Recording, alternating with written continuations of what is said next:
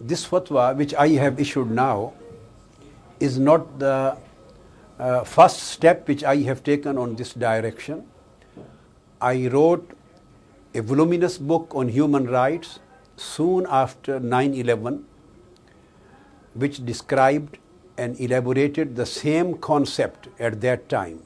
So does that mean, was published. Does that mean people aren't listening, that you need to keep writing it? What makes this one different, if it is different than the others? But this time I took the decision to write a fatwa as a jurisprudential ruling which should include and which has included hundreds of authorities and evidences from Quran and from traditions of Holy Prophet and classical authorities of Islamic history in order to explain that any good intention or any mistake of foreign policy of any country or any pretext cannot legalize the act of terrorism.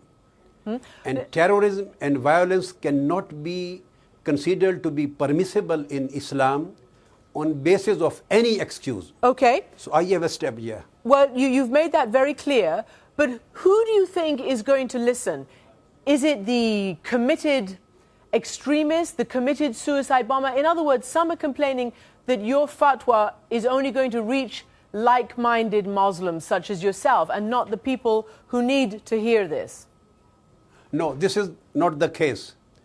I would divide these people whom I have addressed or those who this fatwa is going to reach into three categories.